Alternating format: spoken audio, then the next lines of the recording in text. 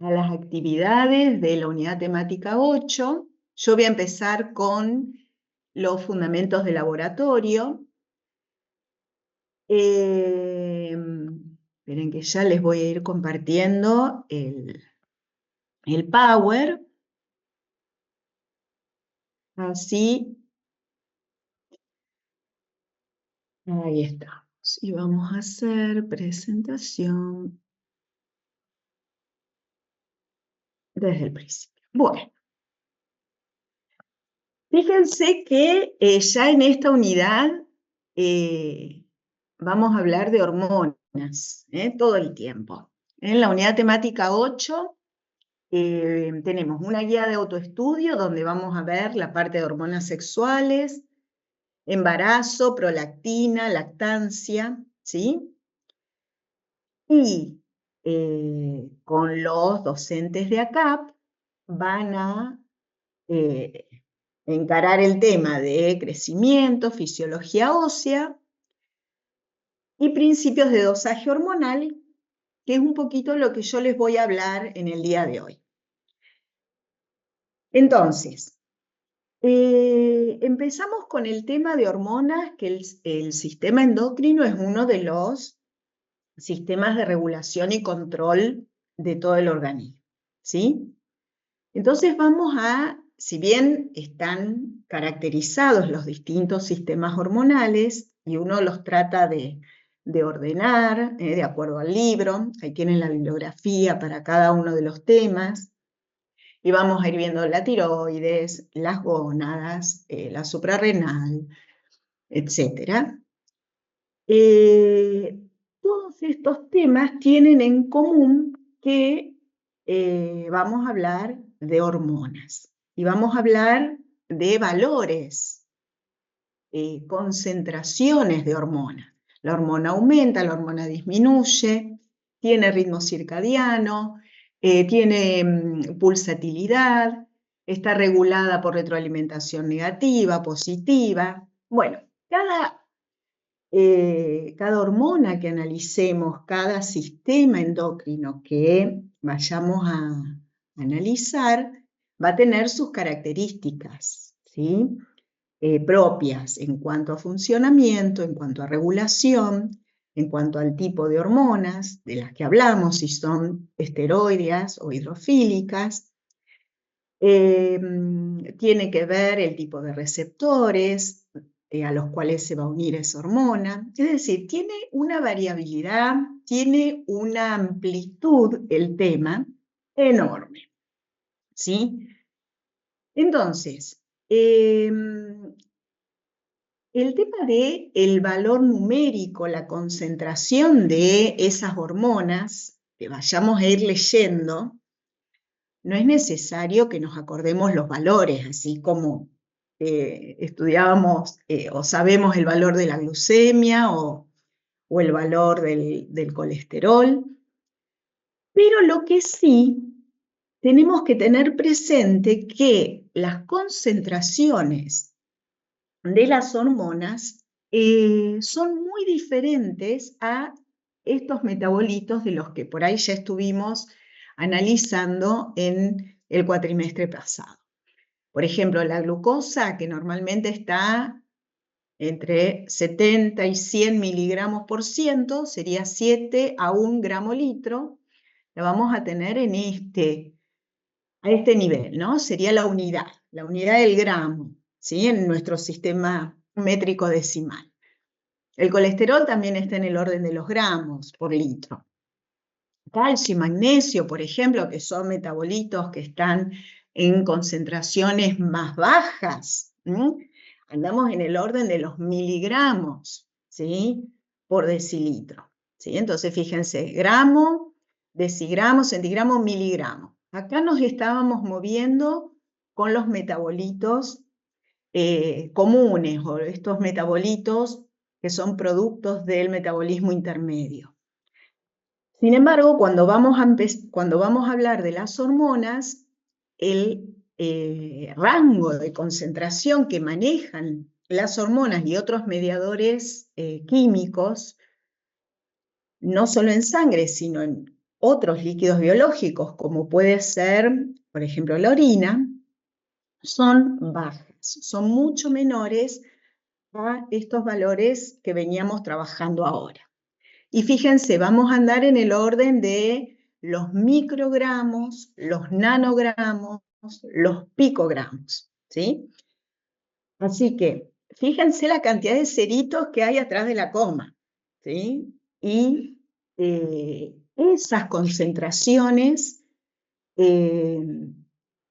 actualmente se pueden dosar con bastante precisión, con bastante exactitud, con bastante sensibilidad, de manera que ha evolucionado mucho el conocimiento de cómo estas hormonas eh, se comportan, ¿sí?, en el organismo, cómo cambian sus valores, cuáles son sus valores en los distintos líquidos biológicos.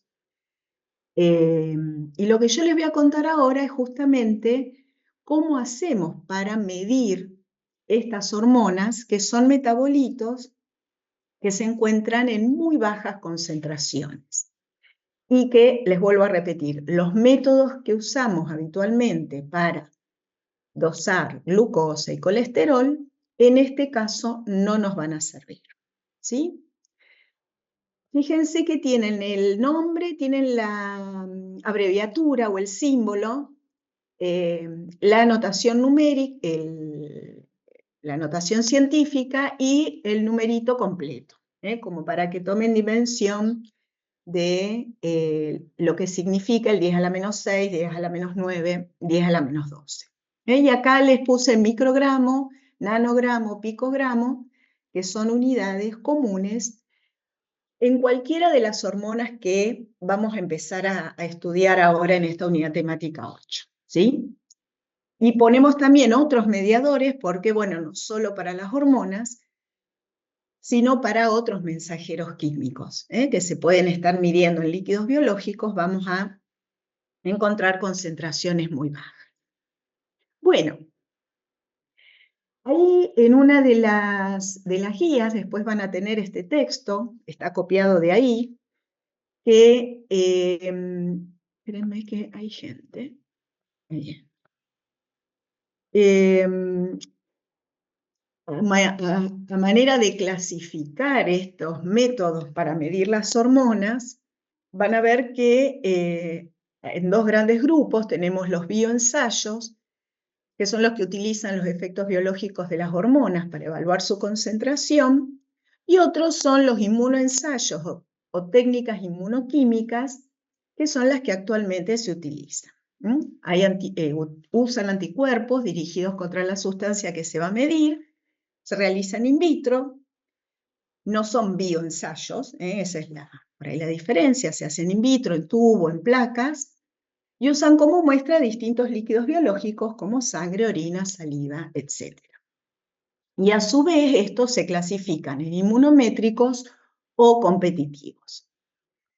Bien, entonces este es un resumen que lo tienen ahí en una de las actividades de trabajo práctico, pero lo pongo como introducción para que empecemos, así les cuento de qué se tratan estos métodos, ¿sí? A ver, ¿cómo seguimos acá? Bueno, fíjense esto. Esta es una publicación del año 2013, ¿sí? Es una publicación de una revista. En la revista expresan o cuentan en este artículo, perdón, no en la revista, en este artículo cuentan cómo eran o cuáles eran los servicios que daba lo que hoy conocemos como laboratorios de análisis clínicos, qué servicios de laboratorio había hacia el año 1930 en Gran Bretaña, y habla un poco de la historia de esta reacción de Aschheim-Sondek, que se implementó para detectar el embarazo, ¿sí? El test de embarazo es uno de los tests que vamos a analizar bien en el trabajo práctico. Y esta publicación cuenta un poco la historia de cómo se logró, o este investigador pudo poner a punto un método para evaluar si hay gonadotrofina coriónica en la orina de mujeres supuestamente embarazadas. Y fíjense el año, 1930. Así que van a ser casi 100 años atrás. Y fíjense cómo era el método. Acá esto es un animalito, es un ratón. Se utilizaban ratones, ratas, conejos. Y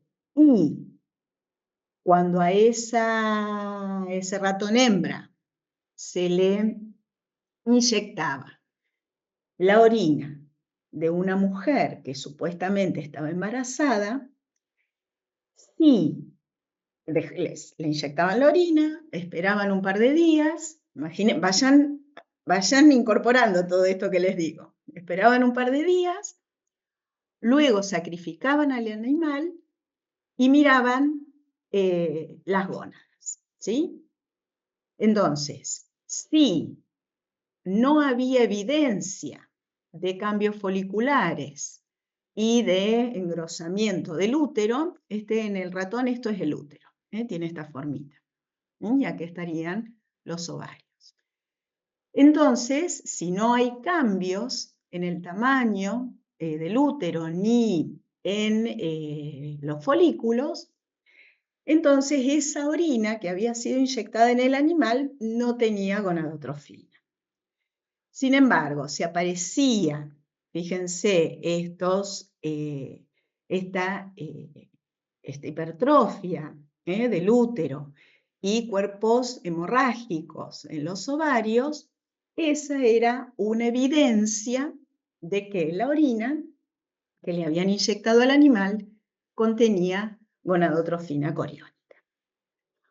Bueno, esto es un ejemplo de un ensayo biológico, un bioensayo, en donde para evidenciar la presencia o ausencia de una determinada hormona, se evaluaba su efecto biológico, ¿sí?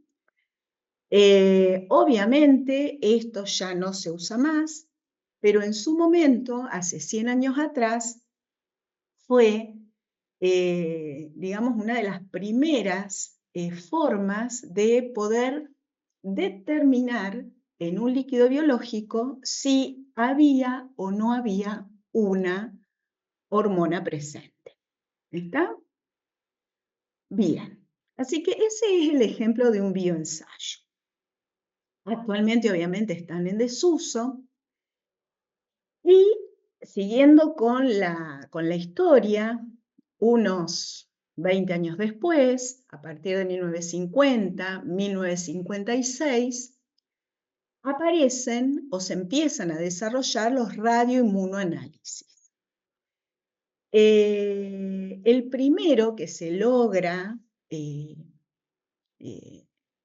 usar o se logra armar y usar en forma masiva fue para medir la insulina.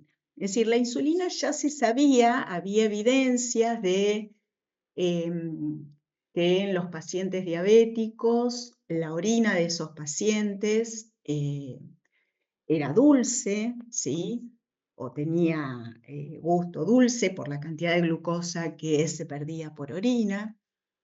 Se empezaron también a hacer tratamientos dándole a ese paciente diabético unos extractos de páncreas, ¿sí? Que supuestamente ese páncreas exprimido, digamos, contenía insulina y eso mejoraba los síntomas del paciente. Y entonces esos pacientes que habían recibido esa insulinoterapia, no piense que es la inyección de insulina como la conocemos hoy en día, sino que era algo mucho más grosero, esos pacientes que habían recibido insulinoterapia, como obviamente la insulina provenía a lo mejor o de un animal, en general provenían de animales, ese individuo generaba anticuerpos contra esa insulina que le habían dado como tratamiento. Cuando descubren que en el suero de esos pacientes hay anticuerpos antiinsulina, esos anticuerpos permitieron desarrollar un método de medición que junto con la marca radiactiva, que también estaba ya difundida en esos momentos gracias a los avances de científicos que estudiaban la parte de radiactividad, se logra hacer este método de medición. Entonces, fíjense, tenían los anticuerpos por un lado, antiinsulina que obtuvieron de esos pacientes que habían recibido insulinoterapia. Estos anticuerpos son una mezcla, si medianamente los podían separar, pero eran una mezcla de anticuerpos con muchas, con el reconocimiento de distintos determinantes antigénicos de esta insulina. Y probablemente sean también anticuerpos de distintas personas, ¿no? Entonces, a esta preparación de anticuerpos antiinsulina le agregaban, por un lado, sangre o el suero del paciente en el que querían conocer cuánta insulina tenía, ¿sí? Y además le agregaban la insulina que habían podido marcar con un isótopo radiactivo, ¿sí? Mezclaban todo eso, los anticuerpos iban a reaccionar tanto con la insulina marcada como con la insulina sin marca. Luego, por algún método, se precipitaban los complejos antígenos-anticuerpo y se eliminaba el sobrenadante, ¿sí? Y la marca que quedaba unida a los anticuerpos en el precipitado, se medía la intensidad de esa radiación, ¿sí? Entonces, fíjense, como esta cantidad de anticuerpos que se ponían en el recipiente, en la placa, en el tubo donde se hacía, se ponía una cantidad fija de insulina marcada, ¿sí? Entonces, si esta muestra tenía poca insulina, como estos anticuerpos reconocían a ambas, toda esa marca iba a quedar unida a los anticuerpos y se iba a precipitar, de manera de que cuando se leía la lectura radiactiva, prácticamente toda esta radiactividad se encontraba en el precipitado. De manera que la proporción de marca unida a los anticuerpos respecto de la marca total era casi del 100%. Fíjense, no nos llega, no tenemos ningún valor o muy pocos valores acá por encima del 100%, 100% o menos. Eso quiere decir que la cantidad de hormona no marcada es muy bajita. Mientras que a medida que yo voy recuperando en el precipitado menos cantidad de marca, quiere decir que en esta muestra no marcada, hay cada vez más insulina sin marcar, o hay más insulina en el suero del paciente. De manera que es una relación inversa entre la cantidad de marca cuantificada y la cantidad de hormonas sin marcar.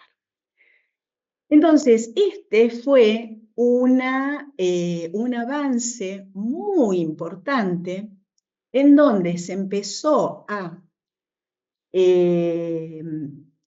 poder detectar moléculas que estaban en muy pequeña cantidad gracias a la presencia de anticuerpos que lograban seleccionar entre todo lo que había en esta muestra de sangre o de suero o de plasma, lograban seleccionar o detectar solamente lo que es insulina y por otro lado, la marca radiactiva, que es la que le daba la sensibilidad al método, porque pequeñas cantidades de radiación iban a poder ser detectadas, ¿sí? Entonces, el anticuerpo le dio la especificidad para poder detectar o aislar una única molécula en un suero, un plasma que tiene una composición muy compleja, y la marca radiactiva es la que permitía poder detectar o poder tener una señal medible. Y hasta ese momento no había otro método que pudiera tener esa sensibilidad. Bien, esto que empezó con la insulina, luego se extendió a otras hormonas, peptídicas, a las hormonas tiroideas, a las hormonas esteroideas, y se empezaron a tener métodos que podían medir en este rango de los nanogramos o incluso picogramos. Esto se denomina radioinmunoanálisis. Y la base del radioinmunoanálisis es un ensayo competitivo, ¿sí? Como lo pueden ver acá. Entonces, si volvemos a esa definición que teníamos al principio de los ensayos inmunométricos, los ensayos competitivos que incluyen el RIA funcionan o se basan en esta secuencia de pasos. ¿Sí? ¿Vamos hasta acá? ¿Más o menos? Bien, eso a partir de 1956. Y un poco lo que les decía es que estos anticuerpos eran obtenidos de pacientes que habían recibido insulinoterapia. De manera que los distintos pacientes, obviamente, fabricaron distintos tipos de anticuerpos. Esperen que voy a poner esto en silencio. Y para un dado paciente también la especificidad de esos anticuerpos no era hacia un único determinante antigénico de la insulina, sino que podían reconocer distintas partes de la molécula. Bueno, hacia el año 1975 y de ahí en adelante, tenemos un evento o un descubrimiento liderado por el doctor César Milstein, que revoluciona lo que es la parte de ensayos inmunométricos y que tiene que ver con el haber establecido los principios para la producción de anticuerpos monoclonales. El anticuerpo monoclonal tiene la particularidad de que se pueden producir grandes cantidades de anticuerpos, pero esos anticuerpos detectan todos, es decir, es la copia de un único clon de células plasmáticas y por lo tanto detectan un único determinante antigénico, ¿sí? Esto, fíjense, lo hice acá con el chat GTP. ¿cómo hizo Milstein para fabricar anticuerpos monoclonales? ¿Sí? Que por ahí es una pregunta que se les puede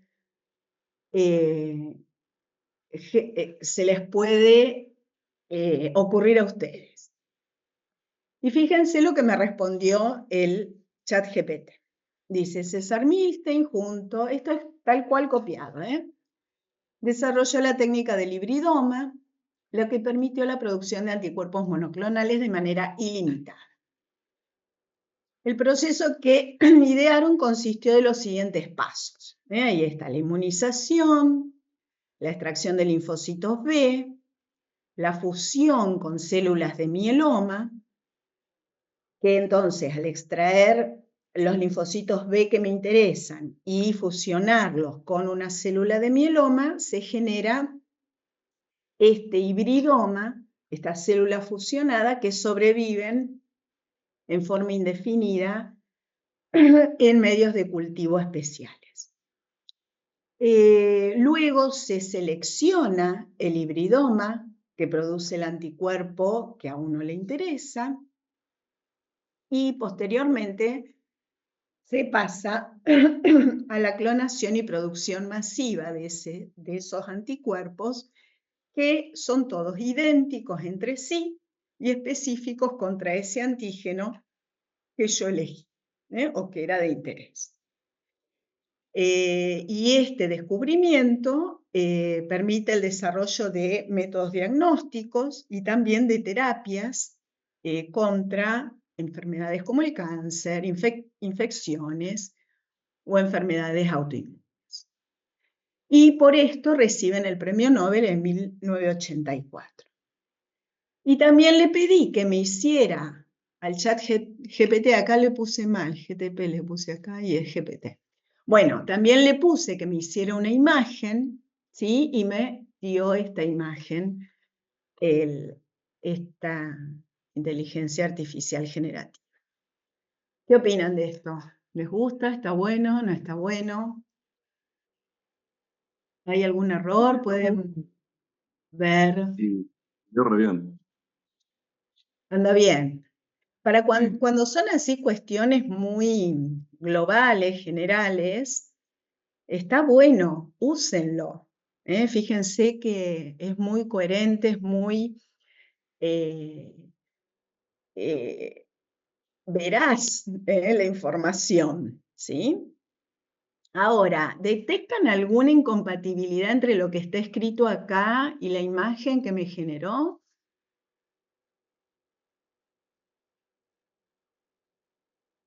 Sí, porque la imagen representa que después las células fusionadas volverían al vaso de alguna manera. Ajá, este paso no me gusta, bien. ¿Y qué otra cosa ven?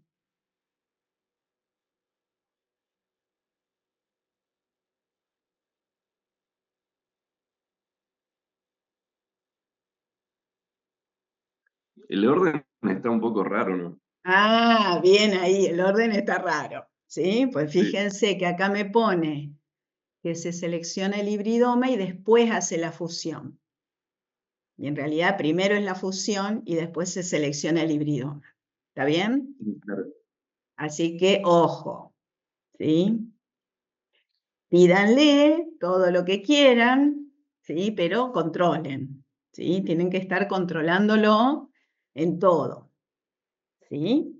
Pero bueno, es una herramienta súper interesante y súper útil, pero siempre ustedes controlando que sea coherente lo que se expresa y si piden una imagen o alguna otra, algún video y demás, que sea por ahí, que tenga el contenido que ustedes eh, están necesitando y que tenga la calidad que ustedes pueden detectar en ese material, ¿sí?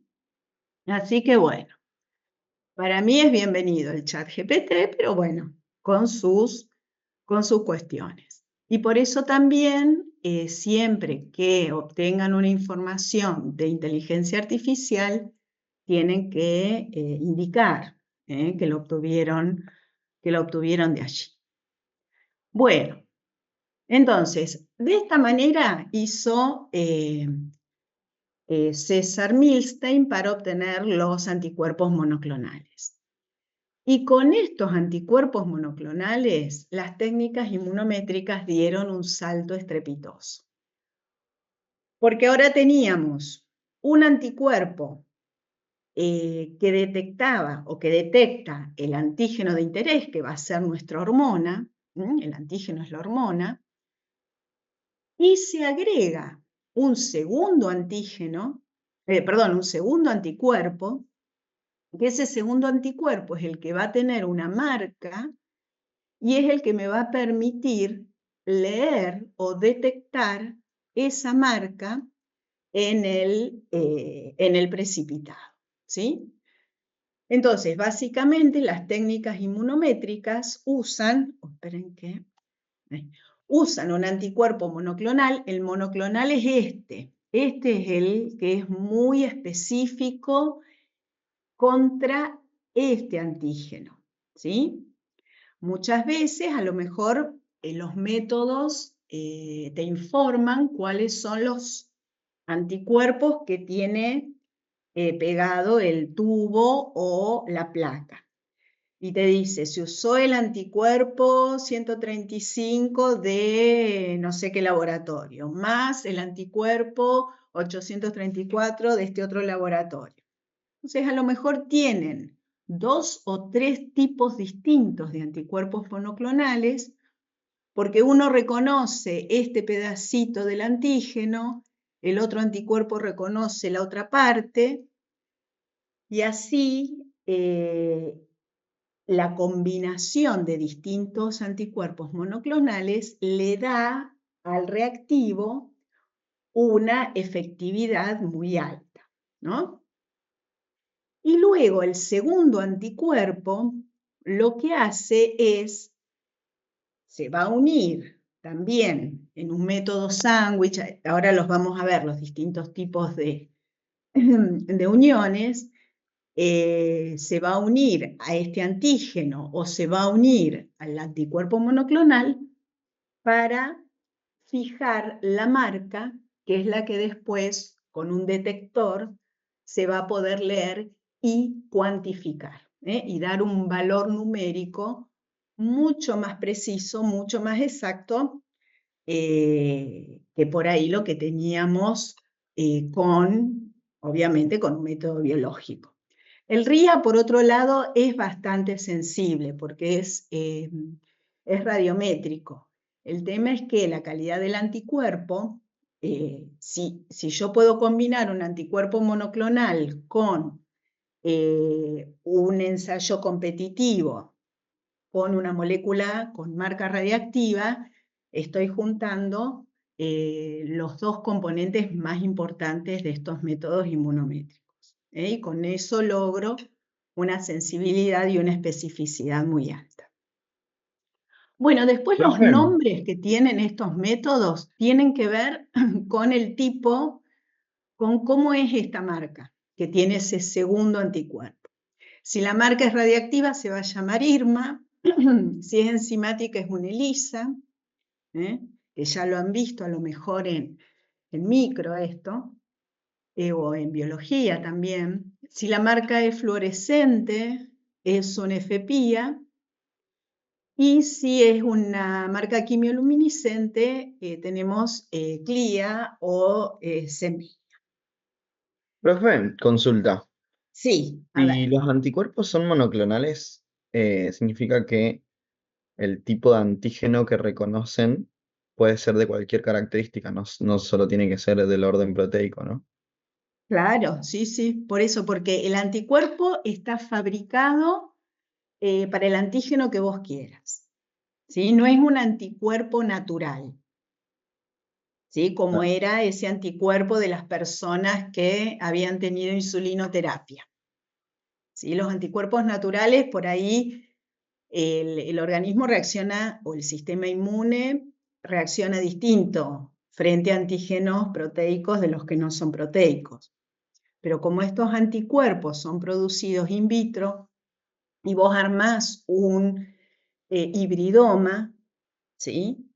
ese hibridoma vos lo armás con el mejor anticuerpo que pudiste obtener de esos linfocitos B que expusiste al antígeno, ¿sí? Es decir, vos tenés primero un animal, le pones el antígeno que vos querés, así al que vos querés que desarrolle los anticuerpos, el animal desarrolla un montón de anticuerpos diferentes, los vas a aislar y vas a ver cuál de todos esos es el que mejor detecta el antígeno de interés. Y a ese clon de linfocitos que produce ese anticuerpo es el que vos después fusionás con las células de mieloma. Así que es como que estás con una pincita buscando cuál es el clon que mejor resuelve lo que a vos te interesa. Es biotecnología esto, ¿sí? Está bárbaro. ¿Se entiende, Lucas? Sí, sí, gracias. Está muy Bien. bueno, sí. ¿Qué más? ¿Alguna otra pregunta? No se vuelvan locos con todo esto, pero siempre que vean alguna de estas, ¿cómo es? Siglas, sepan que están trabajando con una técnica inmunométrica, ¿sí? Ahora les voy a dejar una tareita, a ver si podemos hacer algo.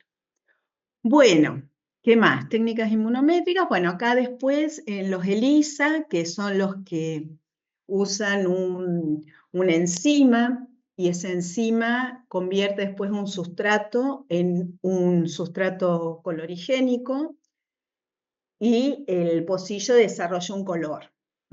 Entonces, eso se puede ver a simple vista o se pone después en un aparatito que puede medir la absorbancia. Ahí después en la guía de trabajos prácticos tienen ahí otras fotitos y demás para que puedan ver. Entonces, según los anticuerpos monoclonales usados, ¿sí? Según la calidad de estos anticuerpos monoclonales y el tipo de marca de este segundo anticuerpo, la sensibilidad y la especificidad varían entre los métodos. Si bien todos están usando anticuerpos monoclonales y una marca, la combinación de esos dos componentes hace que los distintos sistemas de medición tengan diferencias en cuanto a la sensibilidad y a la especificidad. Entonces acá vienen estos términos que son los que van a definir los métodos de medición, estos métodos inmunométricos, y son las características metrológicas que a nosotros los bioquímicos nos interesan cuando tenemos que decidir con qué reactivo hacer una determinada medición. Entonces, un concepto es la especificidad, que es la habilidad de un método para responder exclusivamente a la sustancia que se desea analizar. Se refiere a la propiedad del método para producir una señal medible debida solo a la presencia del analito, libre de interferencia de otros componentes de la matriz de la muestra.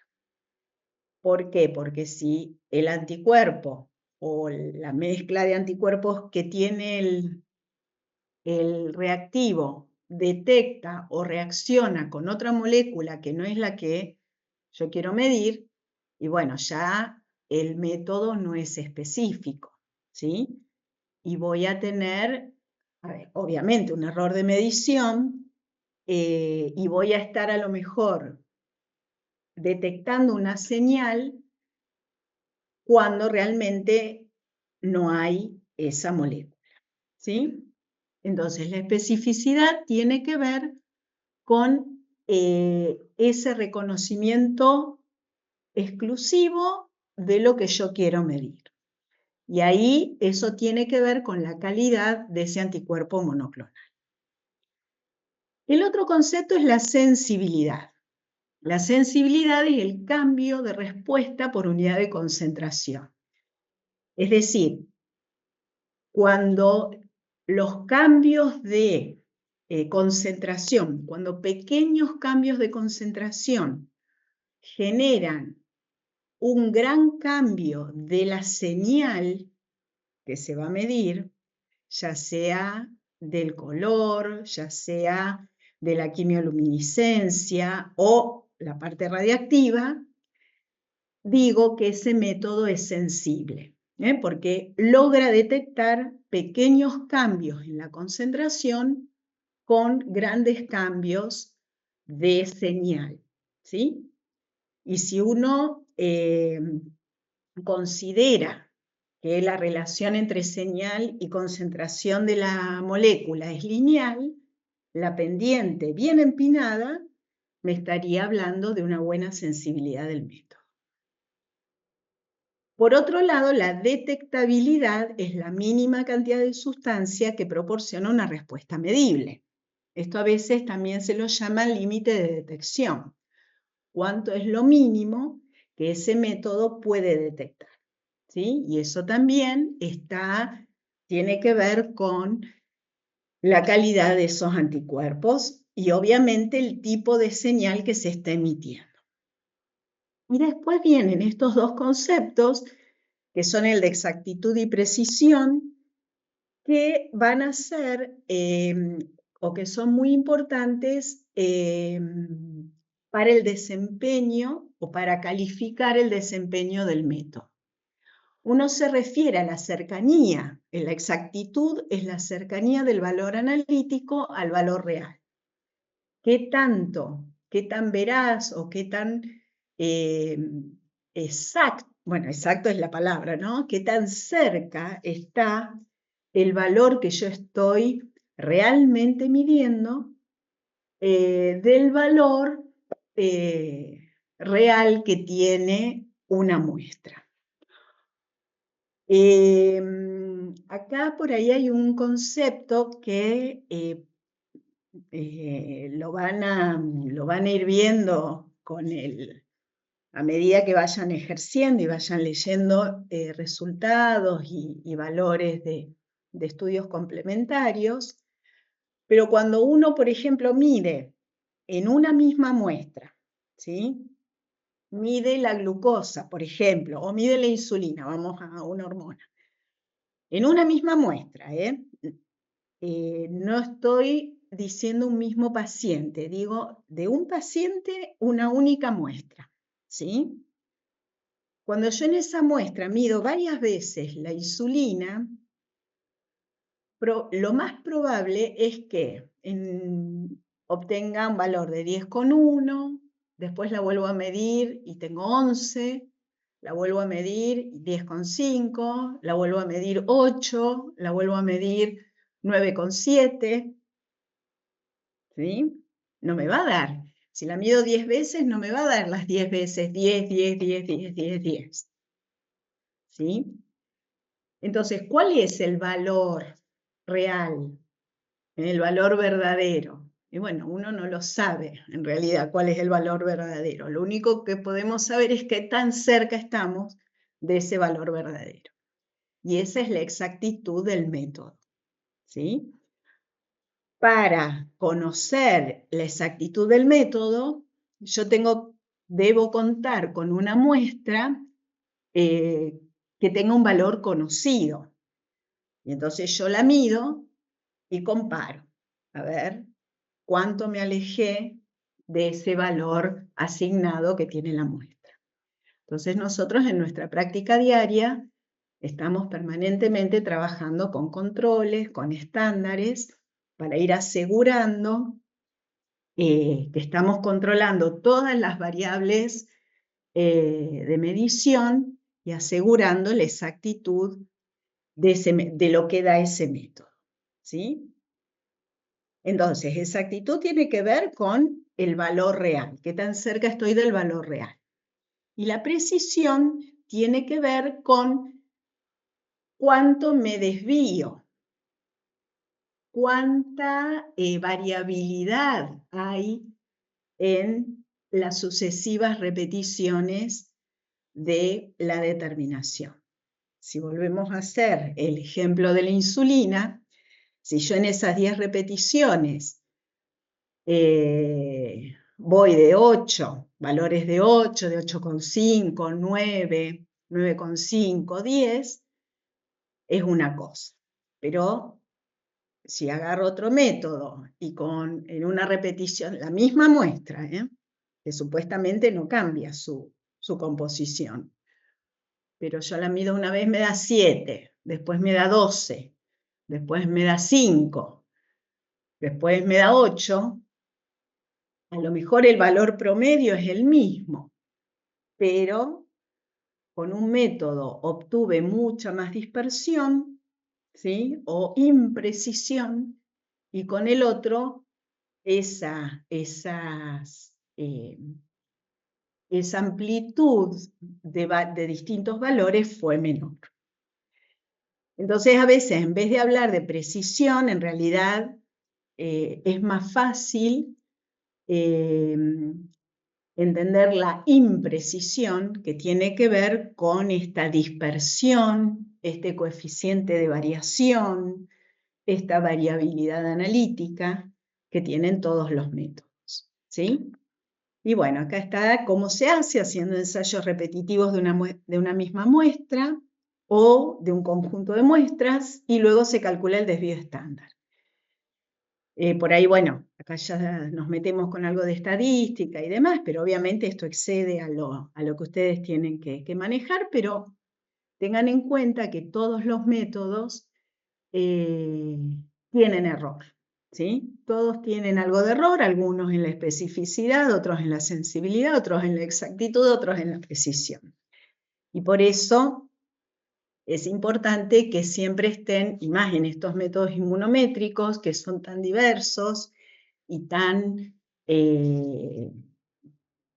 variables en cuanto a la fabricación del método, siempre estén en contacto con el bioquímico, que les puede explicar cuáles son los alcances de esos métodos, qué posibilidad hay de resultados, valores por encima del valor real o por debajo, o falsos positivos o falsos negativos, porque eso también nos ayuda a nosotros como bioquímicos poder seleccionar los mejores métodos para la práctica médica, ¿no? Para la práctica del profesional. Entonces ahí después en el trabajo práctico van a comparar para la gonadotrofina, van a comparar también dos métodos diferentes. Y bueno, si bien uno tiene muchísima más sensibilidad y especificidad, es mucho más caro.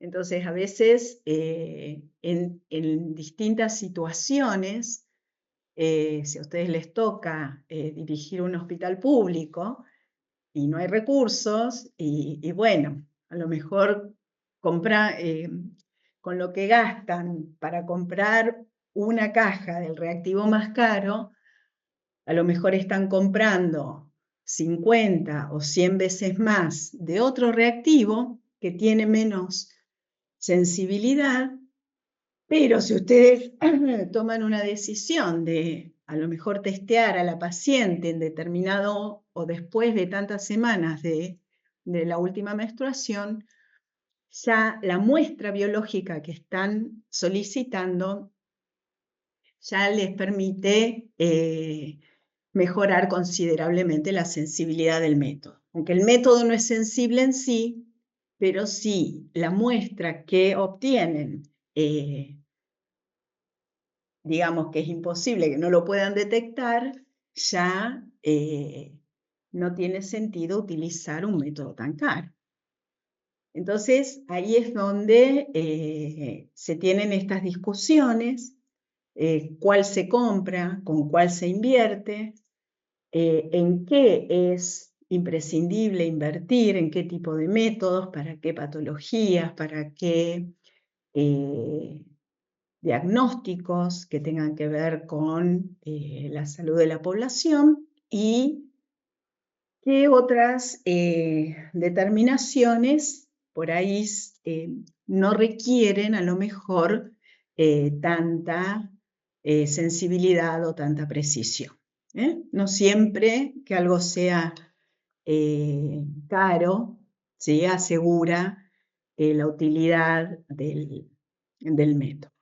Así que eso es para que también lo discutan en la clase de trabajo práctico.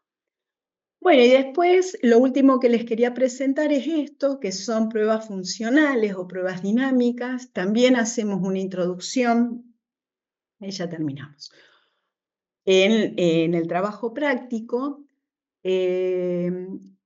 pero estas pruebas, no vamos a entrar en mucho detalle, pero por ahí van a ver en alguno de los ejes algunos ejemplos, o en el eje de hormona de crecimiento o en el eje de la suprarrenal, las pruebas funcionales o dinámicas, que son pruebas de estimulación o supresión que permiten manipular el entorno hormonal del paciente para caracterizar y diagnosticar un trastorno endocrino. Entonces, ¿por qué les digo que a lo mejor no nos metemos tanto en esto? Porque la prueba funcional o dinámica se realiza cuando ya tenemos una alteración endocrina, cuando ya hay evidencia de que hay un mal funcionamiento de algún sistema. Por ejemplo, acá les traigo el ejemplo de la patología tiroidea, por ejemplo, ¿no?, que es uno de los más frecuentes. Entonces, después vamos a ver, pero ustedes ya lo saben de biología, que la glándula tiroides está regulada por el eje hipotálamo hipofisario. Hay liberación de TRH del hipotálamo en la hipófisis libera la TSH, y esta es la que actúa sobre la glándula tiroides para producir T3 y T4. Estas hormonas son las que ejercen el efecto biológico, pero a su vez hacen retroalimentación negativa sobre la hipófisis y sobre el hipotálamo. ¿Está bien? Es lo básico. Ahora, cuando hay una patología tiroidea, esa patología puede ser primaria, es decir, un trastorno de la glándula, ¿sí?, en donde los niveles de T3 y T4 pueden estar o aumentados o disminuidos, pero vamos a ver que en el caso de que haya un hipertiroidismo primario, T3 y T4 están aumentadas y la TSH va a estar disminuida, porque esta retroalimentación negativa hace que los niveles de TSH bajen, ¿sí? Ahora bien, puede haber un cuadro, por ejemplo, de hipotiroidismo, en donde T3 y T4 están disminuidas, pero la TSH, que es la que proviene de la hipófisis, también está disminuida, ¿sí? Entonces, esa T3 y T4 están bajas, pero porque la glándula tiroides no tiene la adecuada estimulación desde la hipófisis, ¿sí? Esas son trastornos secundarios, y en general lo más común es tener este hipotiroidismo secundario. Cuando ya hay un trastorno endocrino y se quiere profundizar o se quiere caracterizar esa alteración, es cuando se usan estas pruebas funcionales o dinámicas. Entonces, en el caso de ese hipotiroidismo, cuando hay un trastorno de hipofunción, la prueba que se utiliza es una prueba de estimulación. A ver si con el estímulo exógeno uno logra identificar cuál es o dónde está el problema. Entonces, acá en este link, después tienen todas las pruebas funcionales que se hacen para los distintos sistemas. Y en el caso de la patología tiroidea, por ejemplo, aparece esto, ¿no? Para el eje tiroideo, la prueba de TRH dosando TSH. Entonces, el estímulo que le vamos a dar desde el exterior es un bolo intravenoso de TRH. Es decir, inyectamos En la vena la TRH, ¿sí? Y, bueno, acá están las dosis, y lo que se va a medir basal y posestímulo es la TSH. Entonces se va a ver qué pasa con la TSH antes y después de la inyección de TRH. Pero bueno, les repito, esto no se hace de rutina, se hace cuando hay una evidencia de que esta TSH está disminuida, ¿sí? Entonces, se quiere conocer la causa de esa disminución. Y se pueden entonces recurrir a esta prueba funcional. Los resultados, bueno, se van a interpretar de acuerdo al perfil de la curva. Esta área sombreada sería la respuesta normal. Que bueno, acá en la continuación de esta descripción indica cuál es la respuesta normal. Normalmente va a haber un aumento de TSH a los 30 minutos y luego una disminución más lenta hacia las 2 horas. ¿Sí? Y cuando la respuesta es distinta a este pico a los 30 minutos, entonces estamos ante un problema o en la hipófisis o en el hipotálamo. Pero bueno, son pruebas que nos permiten acercarnos o permite elucidar dónde está la alteración cuando ya uno tiene una evidencia de un trastorno endocrino. Pero bueno, vamos a ver algunos ejemplos, este test de TRH y por ahí en la suprarrenal vemos una prueba de supresión con dexametasona. Pero bueno, son interesantes para analizar cómo trabajan los ejes. Así que bueno, les dejo una tarea. Acá les armé un murito. Después, si quieren, entran. No es obligatorio, pero estaría bueno hacerlo, ya que son tantas las hormonas, son tantos los métodos, son tantos los valores. Les proponía compartir ejemplos de análisis de laboratorios que utilicen métodos inmunométricos, ¿sí? Les pongo acá que pueden ser resultados de ustedes, que se hayan hecho análisis de algún familiar, de alguien cercano. La consigna es transcribir, así escriben la información que puedan recolectar, la hormona medida, el material biológico usado, el método utilizado, los valores de referencia con las unidades, así que ahí van a confirmar que andamos en los nanogramos, en los picogramos, el resultado obtenido, eso lo transcriben y después agregar la interpretación del resultado. Si es normal, aumentado o disminuido. Cosa que, bueno, los que quieran y los que tengan algún resultado a mano de ustedes o de algún familiar, lo escribe, cosa de que podamos ir mirando un poco esta diversidad de hormonas y de valores con los que nos podemos encontrar en la práctica. ¿Les parece? Bueno, ¿alguna duda? ¿Alguna pregunta? Acá terminaría, ¿sí? Profe, yo tengo una duda. Diga, Cuando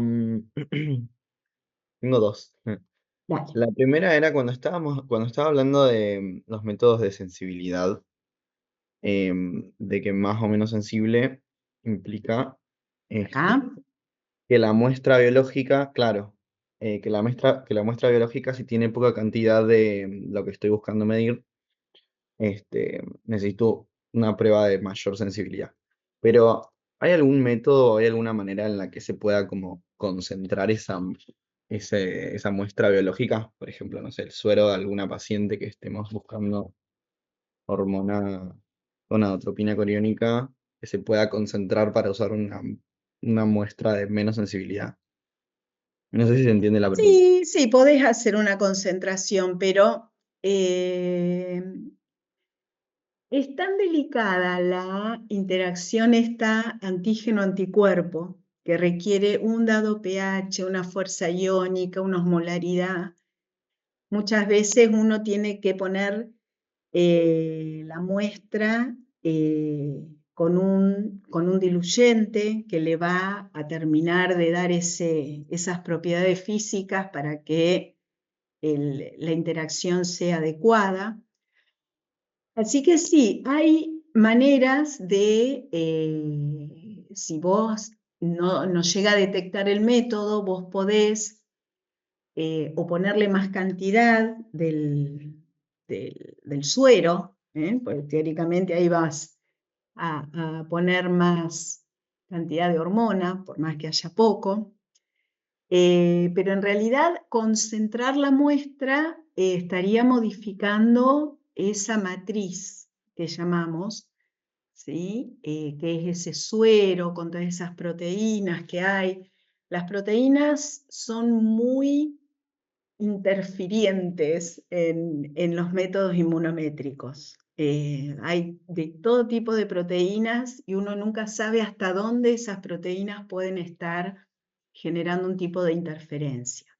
Entonces, cuando el método ya está definido, que hay que poner esto más lo otro, es porque se hicieron un montón de pruebas y esa es la mejor combinación para lograr la mejor sensibilidad.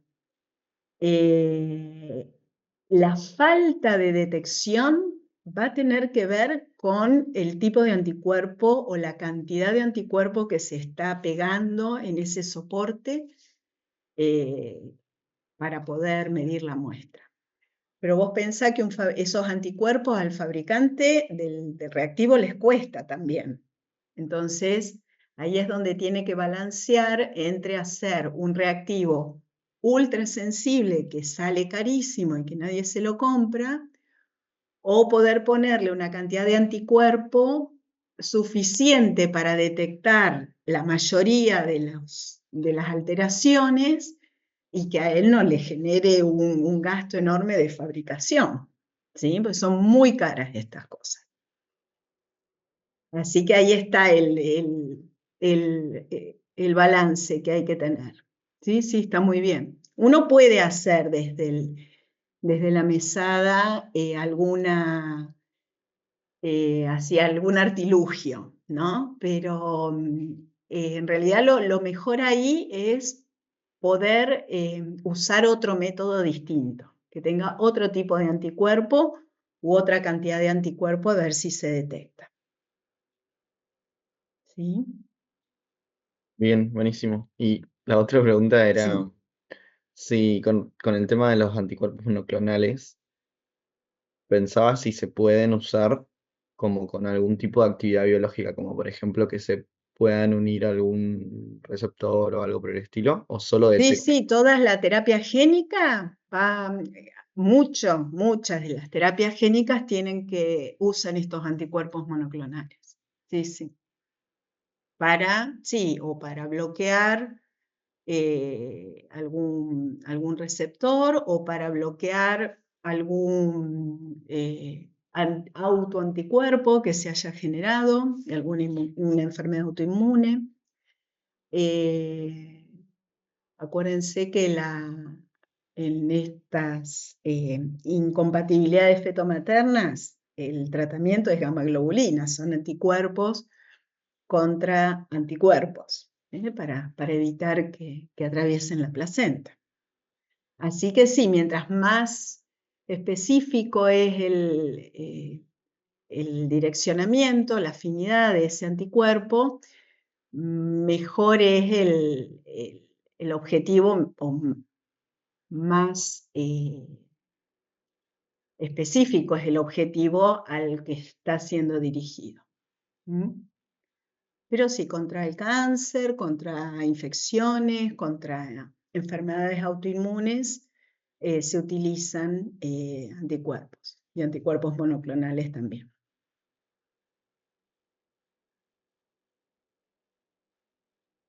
Bueno, gracias, profe. Bueno, muy bien. Bueno, ¿Algo más? Profe, una Sí, duda. sí, En la última página que compartiste de los métodos sí, inmunométricos, sí. ¿en qué parte subiríamos la información? ¿Hay que editar en Ahí, esa misma página? Porque no me lo eh, permite, por ejemplo. Me muestra solamente las 2 páginas que mostraste, sí. pero no me permitiría editar, ¿No por te ejemplo. abre un lapicito o una No, lucecita?